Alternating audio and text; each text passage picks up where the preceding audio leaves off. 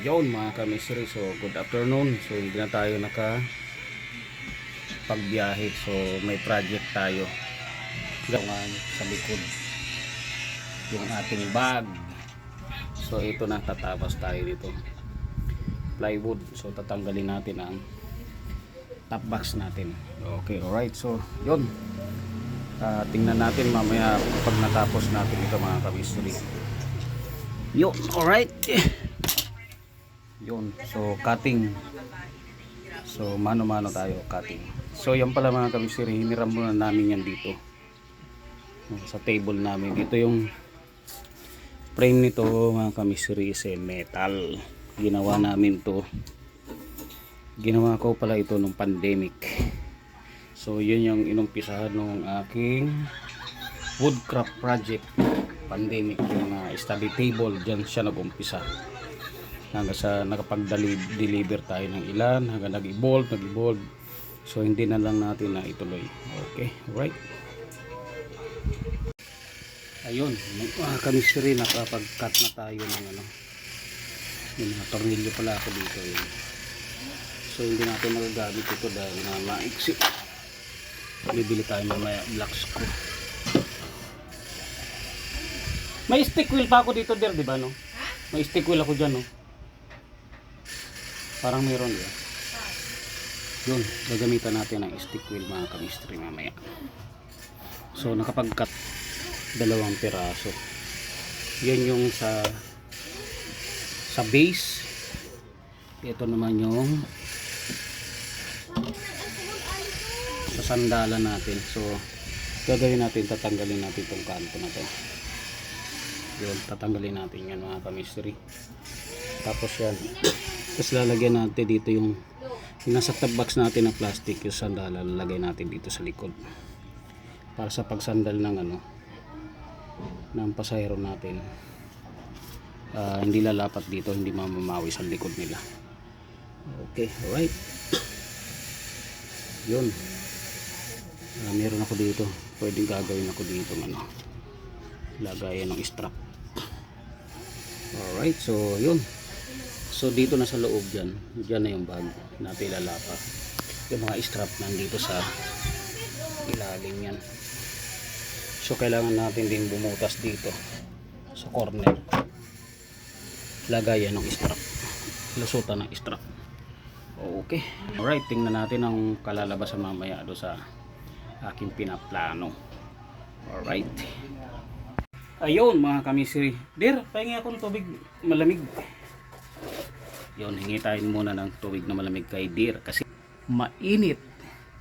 So ito na pala mga kamistry ang development ng ginagawa natin na patungan ng ating lalabag o joyride bag. Sunod kasi yun mga kamistry. So ito, dito ang bag natin, i-post pwesto natin. Itihayat natin yan muna. Ang bag natin dito natin papatong sa platform. Kung mapapansin nyo mga kamistry, may butas dyan sa corner, triangle, pares yan dito. Hindi ko palang nailalagay yun dito sa side. Nilagyan natin ng side na ganito pang suporta para ito hindi tumupi, hindi tumupi paloob. Kasi ito mga kamistry,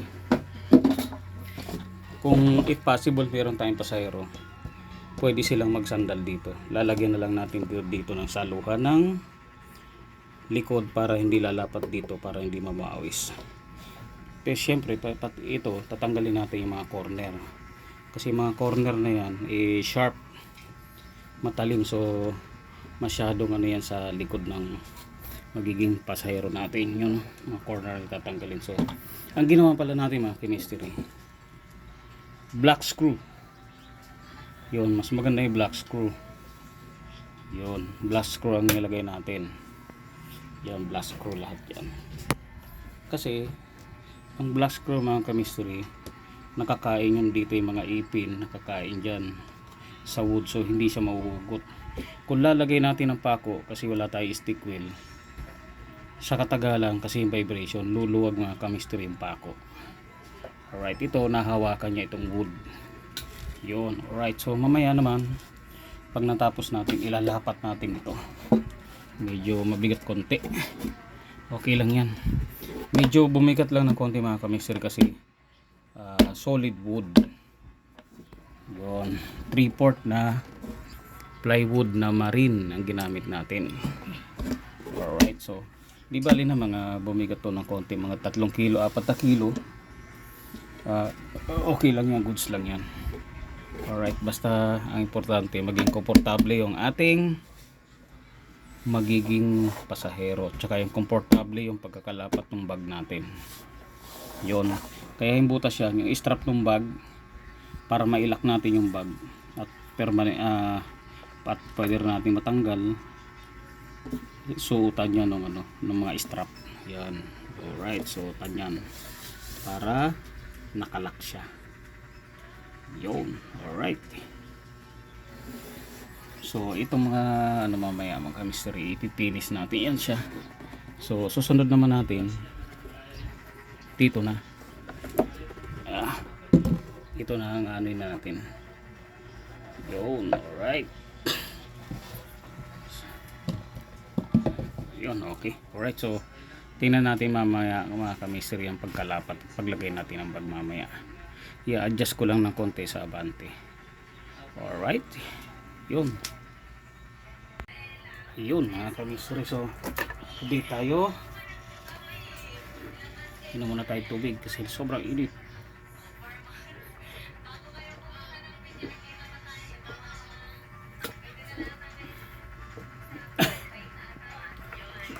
Excuse me, sobra tayo na uhaw mga ka-mystery. So na yung ano natin,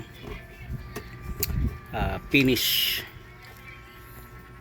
product natin. Alright, so tinanggalan na natin ng mga kanto, hilasan na natin. So salamat sa flap disc pala ang tawag dito mga ka-mystery.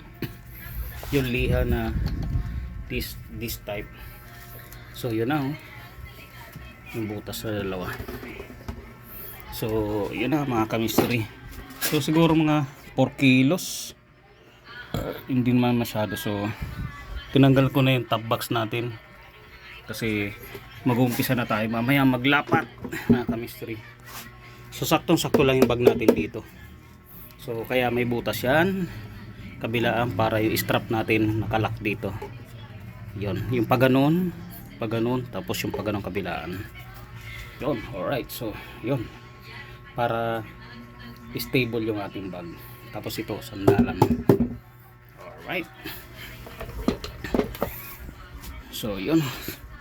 Siyempre dahil sayang naman kung papagawa tayo ng bracket, meron tayong ribbon bracket. So itong ribbon bracket natin subok na, dalawang aircon na naikarga dito. Kahapon aircon na naman, nung dati aircon na mas malaki, 1.5 horsepower, siguro mga nasa 50 kilos yun. Ito nga na UP na rin sa katagalan dahil yung vibration. So tatanggalin natin ito mga ka-mystery. Alright, so sa para kulang kapos ang tornilyo ko, bibili tayo ng tornilyo nito mga ka-mystery. Ay nako, okay lang yan. So mukhang bibili tayo na hindi naman nakakaya. Alright, nakakayanin mga ka-mystery ang tornilyo natin. Alright, yun. At least bukas pag biyahe natin, kahit maaga tayo magalis, hindi na tayo kakabakaba na kung ano mauna kasi may bag tayo. Pwede magsabay kung maliit kasing bagay tapos may pasahero tayo tapos along the way pwede natin kunin yun. Alright, so ayun yung bag natin yun. So ito tatabi muna natin. Alright, so ito mga ka-mystery ko, susubukan ko tanggalin to. Ito ilalagay natin sa likod nun para may tamaan ng likod. Alright, para hindi lapat na lapat sa ganun. Kaya ito sana obra. Alright, so update ko kayo mamaya mga ka-mystery. So dami natin alright, alikabok. So linis tayo mamaya. Tapos gagawin pa pala natin yan. Alright. Yun, gagawin ko pala yan. Lalagyan natin ng ano na lang, yero. Para magamit yung ibabaw yung top. Tapos rivet natin. May mga rivet ako dyan na naka-stack. Alright. May riveter naman tayo dyan. May drill. Sa may gamit mga kamisiri. Marami tayo dyan eh. Pambutas ng doorknob. Pambutas ng ano. Meron tayo dyan eh. Alright. Meron tayo pang semento. Yun. Okay, alright. So tingnan natin mamaya. Tatanggalin ko muna yung mga tornilyo yung mga kamisiri. So ang paglapat natin. Alright. Mga kamisiri. So pakita ko sa inyo. Nai-fix ko na. So baka konting adjustment naman na lang yan sa susunod. Adjustment naman tayo. So yun na pwede pang adjustment. Yan na pwede pang i-forward at pwede pang hatakin. Meron pang gap. So syempre ang tornilyo dito nilubog natin. Yan. So pag nagsampa yung ating pasayro, yun, kahit kapitan nila dito, yun, kahit kumapit sila dito, yun, matibay. Yun. Tapos dito may sandalan. Yun. So lihain na lang natin ang manipis para mawala yung gaspang. Yun. So pagbukas ng pinto, pagbukas ng seat natin, hindi siya tatama. Yun. Malaki, 1 inch ang gap. Right, so yun, puti. So sunod siguro pinturahan na lang natin yan. Okay, alright, so lilinisan natin, liyahin natin ang manipis. Alright, so tapos ligpit tayo dito mamaya. Ayun mga kamisteri, so nag-adjust tayo ng ano, nagawa uli tayo ng panibagong butas kasi yung ano pala, yung mga strap na nasa likod ng bag hindi natin na-prepared yung sa side tsaka yung sa likod. So ito na lang mga butas na ginawa natin mga kamisteri. Yun na lang butas na ginawa natin, bilog. Yun oh. So para may mga mata. Yun oh, kabilaan. So adjustment dito, magagamit pa rin yung strap, gamit pa rin siya yung strap, pero yung sa mga side kasi nito, ito ko mga kamisteri, meron dito kasi yun nalagayan ng strap ito. Yan, tapos kabilang gilid, so hindi natin na prepare pala.